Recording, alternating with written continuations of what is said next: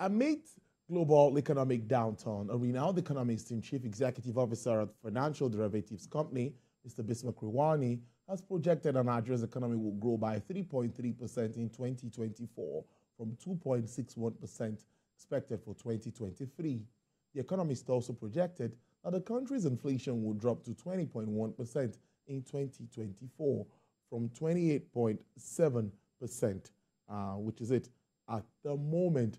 And that's stating that the slowdown in inflationary pressure will reduce Nigeria's imported inflation. Recall that President Bola Tinubu is targeting an 3.75% growth in 2024's fiscal year, in line with his renewed hope agenda. Well, let's get perspective and understand this better. I'm being joined by an economist and a research professor from Dallas in the United States of America, Mr. Dr. Andrew Nevin. Dr. Nevin, it's good to see you. Good afternoon. Compliments of the season. Happy holidays. Merry Christmas, Tolo. It's great to be with my brother, as always. Thank you. Sometimes I'm out of Nigeria. It's great to be with you. Yeah. Thank you so much. And we appreciate your time, the time zone and all of that. We really do appreciate this. First is, you've seen that report from the World Bank, and it's been generating reactions all through the week, looking at some projections and reprojections. What is your overview of what you see? Maybe before we go into some specifics, some say some of the projections there look ambitious, so ambitious. Well, I mean, everyone knows that I want to see growth at 6 to 8%, but I mean, with respect to the World Bank report, it's just a repeat of what they've said for years, and the World Bank is not saying anything new. And we're one of the largest indebted nations to the World Bank. We've increased more than doubled over the last 10 years. The World Bank's been putting money into the types of programs they think that work, and I don't think they're working for Nigeria. So I think the World Bank should be asking itself, is it really making a difference? I mean, the second reaction I have, as always, is they endlessly repeat these statistics, the official statistics, as if they're the truth. And, we all know the statistics we have. I mean, not just Nigeria, but, all over the world are not really things that you should necessarily rely on. So they take a GDP number or a debt number, and then they endlessly repeat it. And it's not really any kind of thought about what the actual number is. And we don't even know the population in Nigeria. So overall, I don't think there's anything new in the report.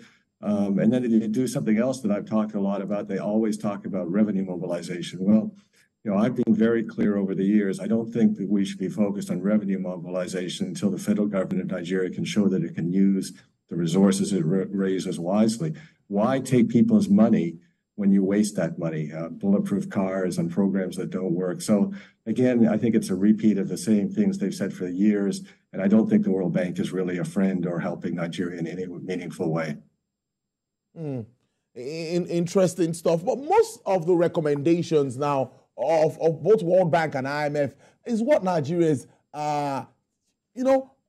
putting into implementation. One is to open the FX market, allow the naira and dollar demand and supply run that market, which we've seen the impact of that at the moment. The other is removal of fuel subsidy, which we've also seen. Now the price of PMS, even according to the World Bank, should be around 750 naira, and we are buying for around 650 naira here. Government is kind of taking all of this very seriously. How soon do we get to the point of results? Well, I think that, as I say in mathematics, these are necessary but not sufficient conditions. So, I mean, the fuel subsidy removal was obvious. Many people talked about it. I talked about it when I was still living in Nigeria. His Excellency, the President, did it. The FX liberalization was obvious, and we've taken steps to that.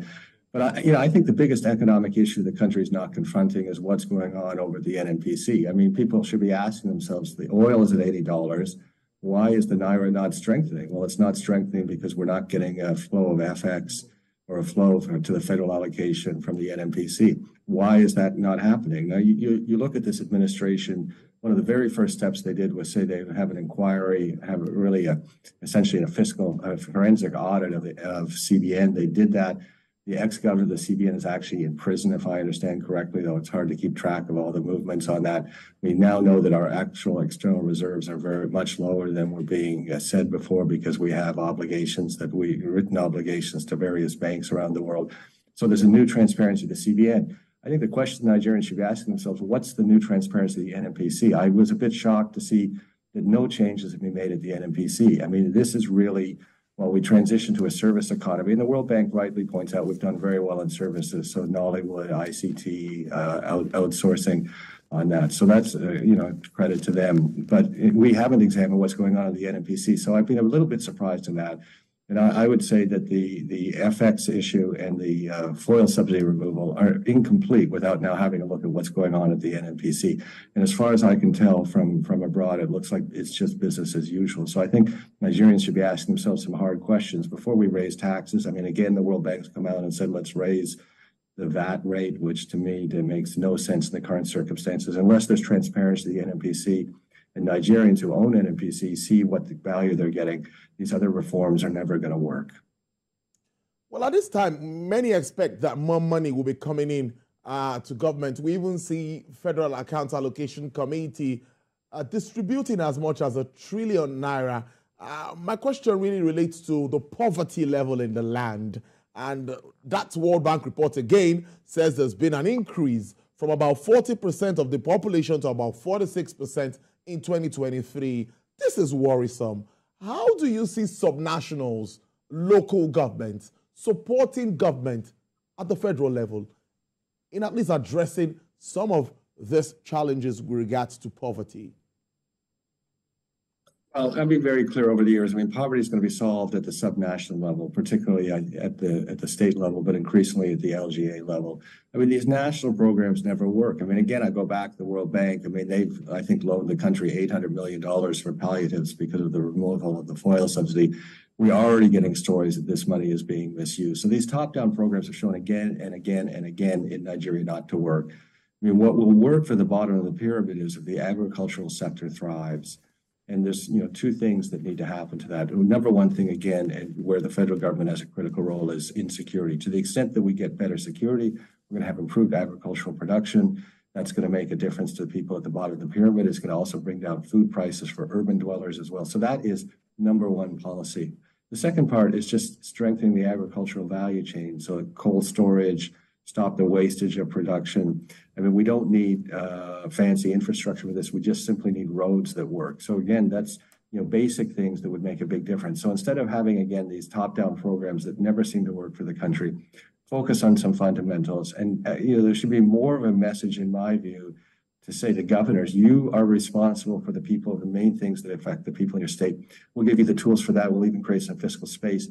That has not been forthcoming. I know His Excellency the President has come out and said electricity should be more of a state matter. I absolutely agree. I've said it for almost a decade on that. That's the only way to solve it. Similarly, in a lot of other areas, but we really need to rely on the subnationals and make that clarity for them and to the nation. If we go back for a minute in history, India really took off when the federal government, I think in 1992, said, look, states have to be the ones that drive development. And I think there needs to be a clarity of that statement from the presidency, who's tending in that direction, but hasn't made it explicit in my view. We've seen the central bank stepping so hard, talking about intervention, saying, no, we're not going to intervene here, we're not going to intervene here, we're going to focus on managing the currency, of course, inflation targeting, and all of that. That is what the new CBN governor is saying, to consolidate the efforts from the fiscal side. But in your view, I'm sure you saw his outing at the bankers' dinner and even at the Senate.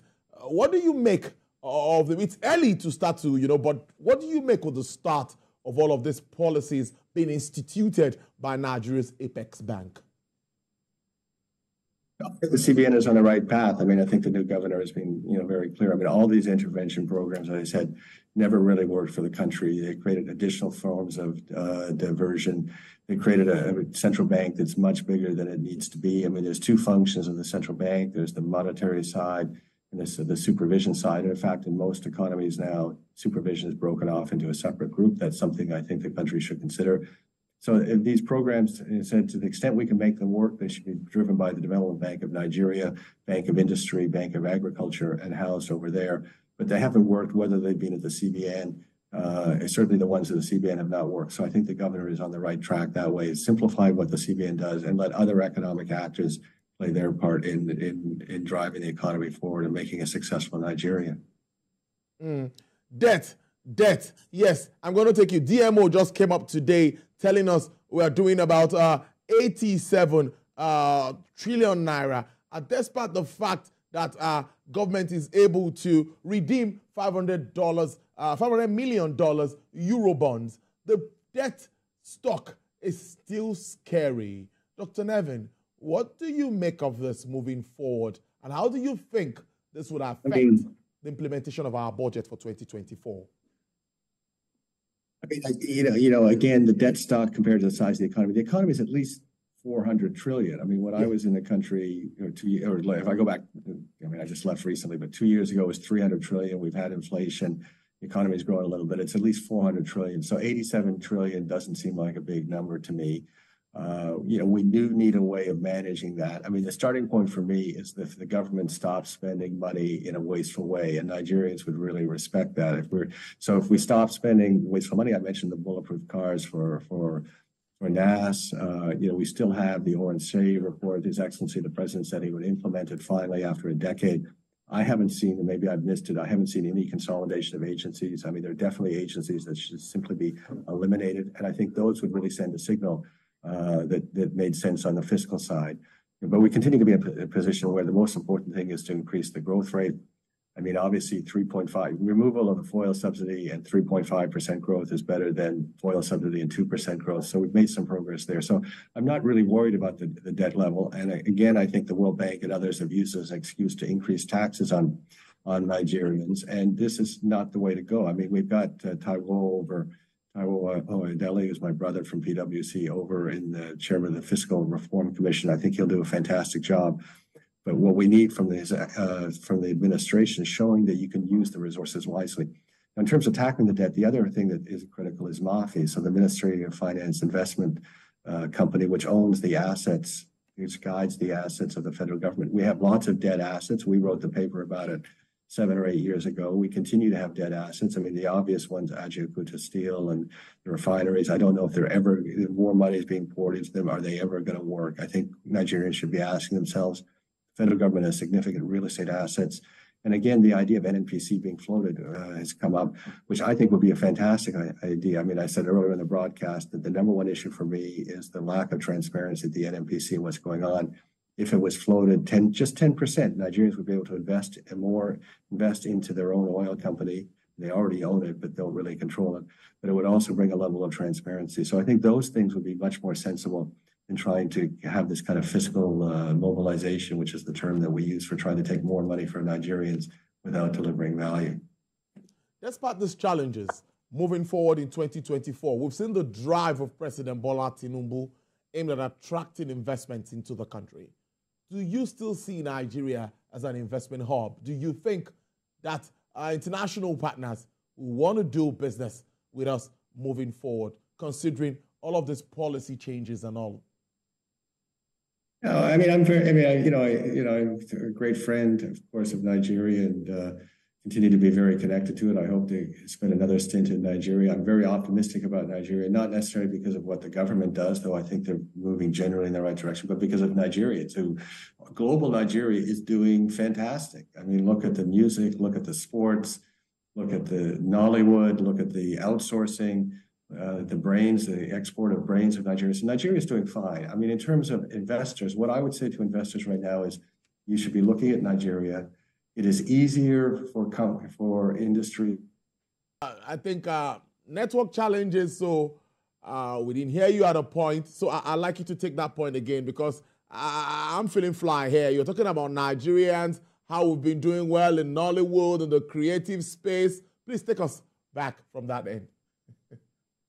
Right. So what I would say to potential investors is, for investors that are in low capital intensity industries, so like ICT, for example, I think it's a very good place to invest. And that's why people like Apple and Microsoft and Google have been investing in the country. I think for industries that require higher capital investment, so infrastructure and real estate, for example, heavy industry, they're going to take a little more convincing. I think the administration needs to really show that we're an attractive space for them. So I think that will flow in a few years. But let's focus right now on the low capital intensity industries, and that will make a difference, and that'll make it show people that we have a good environment. But I continue to be very optimistic. So almost regardless of what the government does, Nigerian people, global Nigeria is moving on and getting stronger and stronger every day. So what global issues should we watch out for? You know what I've always said, we can't do anything about it. And it doesn't matter to me whether the global economy grows 2%, 3%, 4%. I mean, China's economy is rapidly going to slow down. I mean, you just have to look at the demographic. Go look at a population pyramid of China. It is impossible for them to grow at more than 2 or 3%. It's just not feasible. I mean, India will continue to grow, I hope 6 or 7%.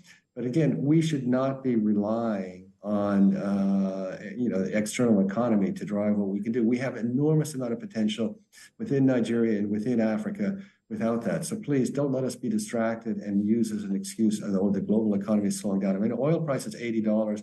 We should be booming under these circumstances. And the reasons we're not booming are entirely homegrown. So let's not go to this kind of interest rates are rising around the world. It's putting pressure on Nigeria. It's no excuse for our economic performance. Well, it's a good way to live it. I must thank you so much for your time. I've been speaking to Dr. Andrew Nevin. He's an economist. He's also a research professor. Thank you so very much. Join us from Dallas, Texas. Have a great Christmas and New Year in advance. Thank you, Tola. You too.